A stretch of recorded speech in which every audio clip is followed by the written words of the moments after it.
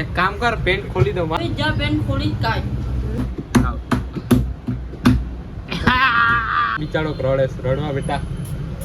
અરે મેં મર જાવા.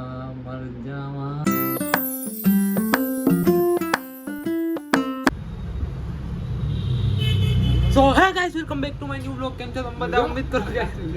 ઉમ્મીદ કરું કે તમારું બધાનું સ્વાગત. હરકેથી બોલવાય નથી દેતો, રોકા. તો હે guys, welcome back to my new vlog. કેમ છો તમે બધા? ઉમ્મીદ કરું કે તમે બધી મજામાં જશે ને તમારું સ્વાગત છે આજના મારા નવા વ્લોગમાં. અત્યારે વ્લોગની શરૂઆત થાય છે 7 વાગે, કેમ કે વ્લોગ તમારે બનાવવાનો હતો રાતના, પણ મેં અત્યારે બનાવી નાખ્યો કેમ કે અત્યારે થોડો ગમમાં છું. હું નહીં, મારો દોસ્તાર થોડો ગમમાં જાય છે. કા ગમમાં જાય? રોકા એ મૂકી દે. મતલબ એ એટલા ગમમાં છે કેમ કે એક છોકરીને પૂછવા ગયો હતો કે I like you, I love you, ને એ છોકરીએ કહી દીધું આઈ ફક યુ. ના, એ છોકરીને ના પાડી દીધી કે અત્યારે મારા મમ્મી પપ્પા મારા માટે એટલી બધી વસ્તુ કરે છે, તો મારે એના માટે કંઈક કરવું પડે. તો અત્યારે જ નહીં, તું આજથી 5 વર્ષ પછી મળજે, તો 5 વર્ષ પછી હું તારે લગ્ન કરીશ. પણ બેનની ચૂત, એવી છોકરી આપણે જોઈએ જ હું કરવા. રડમાં મારા ભાઈ, રડમાં મારા ભાઈ, તારા માટે હું એક સારી છોકરી લેતા આવી. તને કેવી ગમે તું બોલી દે. મારા જેવી ગમે એટલે હમારા ઠોકરો સે કુછ પુરાના ખાસ નાતા હે. અત્યારે બિચારો રડે, રડવા બેટા. હું છે એટલું બધી ટેન્શન નહીં લેવાનું મારા ભાઈ. એ હા પાડે તોય ઠીક છે, નહીં ના પાડે તોય ઠીક છે. એ હા પાડે તો હું કરે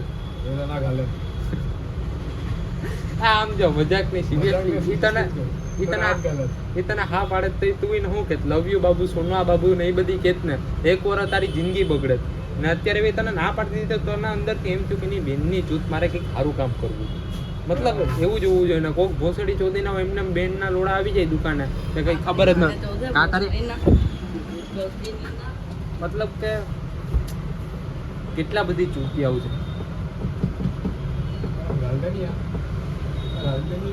હું કે બેટા હારું હે ને? બાપ લાગુ તારો ભોસડી ના. એવડા છોકરા ગારું બોલે પછી તો દેશ ક્યાં જાહે? તરક્કી કરવાની જગ્યાએ દેશ જાય છે. કેમ કે આવા છોકરાઓ આમ જ કરે, બીજું કંઈ કરતા જ નથી. હું જોશ નહીં, તારા પપ્પા છે.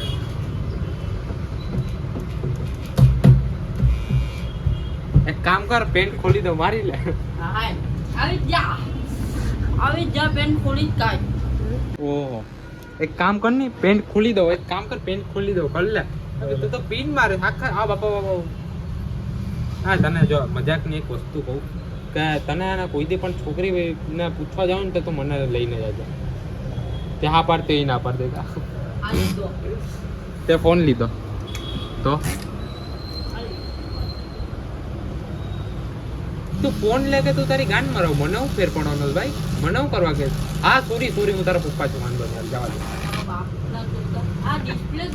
નામ હું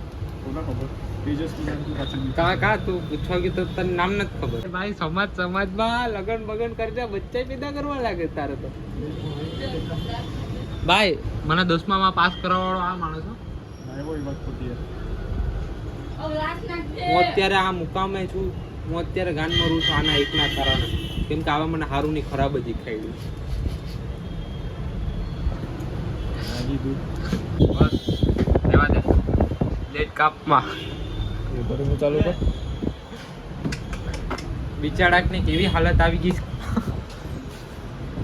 બિચાડાકની કેવી હાલત આવી ગઈ કે એને એની નસ કાપવી પડે. લાવ નસ હું કાપી દો. લાવ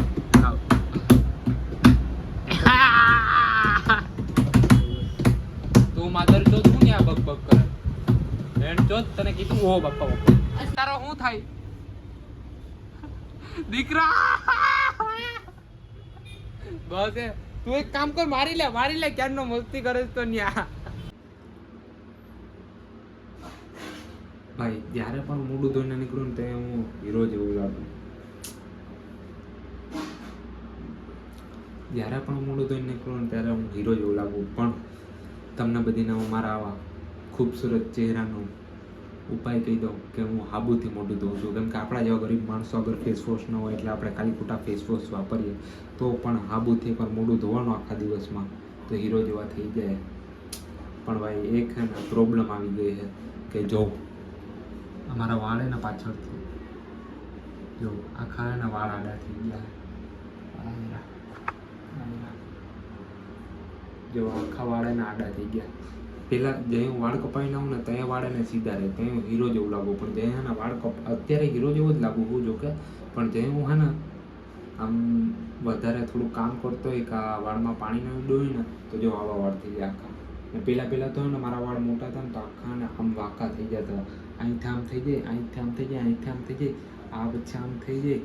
પણ અત્યારે થોડાક ઉપરથી તો અહીંથી સેટ થઈ ગયા, અહીંથી સેટ કરવાના બાકી તો બસ ખુશ જ લાગી ગયા. ના જોવું ભાઈ, આ છે મારી આંખમાં એક ખાડો છે. જો અહીંયા આ ખાડો કહેવાનો જે હું હે ને નાનો હતો ને તો બહુ તોફાન કરતો. મારા મમ્મી મને હે ને ખુરશીમાં બાંધીને રાખતા એ ટાઈમમાં. જો કે અત્યારે તોફાન કરું છું પણ એ ટાઈમમાં થોડુંક વધારે કરતો એટલે મારા મમ્મી મને ખુરશીમાં બાંધીને રાખતા. અને ખુરશીમાં બાંધીને રાખતા ને હું થોડીક જીદ વધારે કરતો હતો. કેમ કે ત્યાં વધારે છોકરીઓને બાઈ મને રમાડતી, પણ ત્યાં હું જીદ થોડીક વધારે કરતો હતો એટલે મારા મમ્મી મને ટાઈટ બાંધી દીધો ખુરશીમાં. ને મને ટાઈટ બાંધી દીધો એટલે હું છે ને ખુરશીમાંથી છોડવાની ટ્રાય કરતો હતો ને છૂટો નહીં તો પડ્યો ને તો જો વાયરું એવડું મોટું એલું રહી ગયું, આંખ રહી ગઈ, બાકી ડાયરેક્ટ બાંડો રહી ગયા. પણ જે કરે હારા માટે જ કરે. એવડો સારો હુસેન ચહેરો હોય તો એક તો દાગ હોવો જ જોઈએ આયરો. ને બીજી વસ્તુ કાંઈ મને પી લઈ જાય અહીંયા છે, મતલબ આપણે નજર નહીં લાગે. હવે એમ પણ નજર ના લાગે. જેમ કે જે સારા માણસ હોય એ સારા કામ કરતા હોય, ખરાબ માણસ હોય ખરાબ કામ કરતા હોય. આપણે ખરાબ ને સારા બેય કામ કરીએ છીએ. મોઢું બહુ વધારે જોઈ લીધું. અરે મેં મર જાવા મેં ગીત ભૂલાઈ ગયા. એકવાર તો છે ને હું છે ને ચા પીતો એટલે મારા પપ્પા ચા પીતા હે ને જે અમે હે ને ચોરવાડ રહેતા ને તે તો આજથી કંઈક કેટલા 14-15 વર્ષ પહેલાં જે હું નાનો હતો ત્યાં અમે ચોરવાડ રહેતા ત્યાં હે ને મારા બાપા ચા પીતા અને હું ચાની મસ્તી કરવા ગયો તો ચા ડાયરેક્ટ મારા પેન્ટમાં નીચે પડી ગઈ મેઇન પાકે. ને મને પછી મારા બાપાએ ડાયરેક્ટ એને પાણીની ડોલમાં ઘા કરી દીધો ને પછી મને અહીંયા એને હરગી ગયો મતલબ કે ધગી ગયો તો બહુ 14-15 વર્ષ પહેલાં. અત્યારે તો બધી બરાબર હે. અને બીજી વસ્તુ કે આજે આપણે બહાર નથી જવાનું કેમ કે જોયું વહી ગયો હે બહાર ને આજે મને બહાર જવાનું મન નહોતું કેમ કે આજે હું થાકી ગયો. પ્લસ બીજી વસ્તુ કે આજે થોડુંક વહેલું સુઈ જવાનું હોય કેમ કે લગાતાર એટલા દિવસથી હું રાતના વહેલો ઊઠતો નથી. પ્લસ આખી રાતમાં છે હું 2 કલાક પડી ગયો ને આજે આપણે બકચોદી નહીં કરશું વ્લોગમાં વધારે કેમ કે હા આજે હું બહાર નથી ગયો. બીજી વસ્તુ તો હું હમણાં એક નવી વસ્તુ વિચારું છું કે જીમમાં જવાનું ચાલુ કરી દઉં. એમ તો હું પહેલાં જતો જીમમાં થોડાક ટાઈમ પહેલાં જતો ને મેં કન્ટિન્યુ 3 મહિનો કર્યું હતું. પણ પછી એને ચોથા મહિનામાં મારું કામ એટલું બધું વધી ગયું. પ્લસ બીજી વસ્તુ કે ટાઈમ જ નહોતો મળતો અને થાકી જતો હતો એટલે મેં પછી જીમ મૂકી દીધું. પણ હવે પાછું કન્ટિન્યુ ચાલુ કરવું પડશે કેમ કે જીમ એવી વસ્તુ હોય ને મારા બાજુ એ છે ને કરાય. કોઈ કંઈ પણ વસ્તુ કે કોઈ પણ કંઈ કે આપણે આપણું કામ કરવાનું, દુનિયા એની ભાડમાં જાય મારા ભાઈ. બસ એવી રીતના કામ બધી કરતા રહ્યો, ખુશ રહ્યો, હેપી રહ્યો ને મને કોઈ છોકરી પટાવી ગયો. ભાઈ નઝર ઇઝ રિયલ એટલે બીજાને અમે ને કંઈ પણ કામ કરતા હોય ને તો કહેવામાં ભાઈ 10 વાર વિચારજો. કેમ કે જે એમ કે આ નજર નથી ને એ નજર નથી પણ ભાઈ નજર ઇઝ રિયલ. નજર લાગે છે એટલે કંઈ પણ સારું કામ કરતા હોય તો કોઈ દી કોઈને નહીં કહેવાનું. એ પછી કોઈ પણ ભલે ને તમારો 7 વર્ષ જૂનો દોસ્તાર કે 8 વર્ષ જૂનો દોસ્તાર કોઈને કંઈ વસ્તુ કહેવાની નહીં કે હું આ કામ કરવાનું.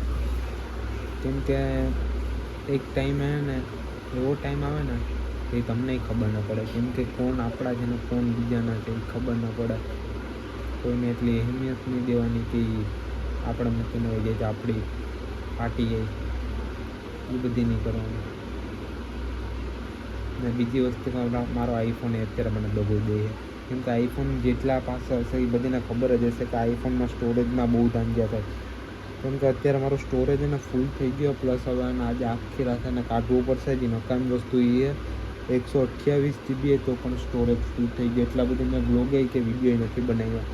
ભાઈ મતલબ છે ને હમણાં હું એને બ્લોગમાં ફૂલ મહેનત કરું છું ને થોડાક બંદા તો મને એમ કહે કે ભાઈ બ્લોગ હું કરવા ઉતારે ને આ હું કરવા ઉતારે ને રસ્તામાં અડધા માણસ જતો હોય તો મને કહી દે ગેલો છે ને આમ છે ને. વાંધો નહીં, I don't care two everybody. દુનિયા એની માં હવે આપણે હું ફેર પડે ને આપણે ભલે ને આપણા બ્લોગ બધા બસ. કેમ કે દુનિયાનું તો કામ છે કહેવાનું કે એની વાતો માનશું તો આપણે આપણી લાઈફમાં કંઈ કરીને છીએ. બેન ચોક બીજા એની ગાન મરવા આપણે ગમતો ભાઈ કંઈ નહીં પડવાનું. બસ આપણે આપણા કામમાં ફોકસ કરતું રહેવાનું ને આપણું કામ એને ધીમે ધીમે ધીમે સારું થતું જ જાય. કોઈની હા પાડવાની મંજૂરીની જરૂર નથી કે કોઈની સલાહની જરૂર નથી કે કોઈની મદદની જરૂર નથી. આપણે એકલા છે બસ કાફી છે આપણે આપણી લાઈફમાં. એવું જ હોવું જોઈએ બધીની લાઈફમાં કે આપણે એકલા છે તો કાફી છે. બીજા બધી હું બીજાને પોતાની લાઈફ માની લઉં કે તું છે તો હું છું ને હું છું તો તું છો ને એ બેન જો ચૂતિયાવાળા નહીં કરવાનું. એ ચૂતિયાવાળા આપણે તો આવડતા જ નથી ને બીજી વસ્તુ કે એવા ચૂતિયાઓનું ભેગો નથી રાખતો.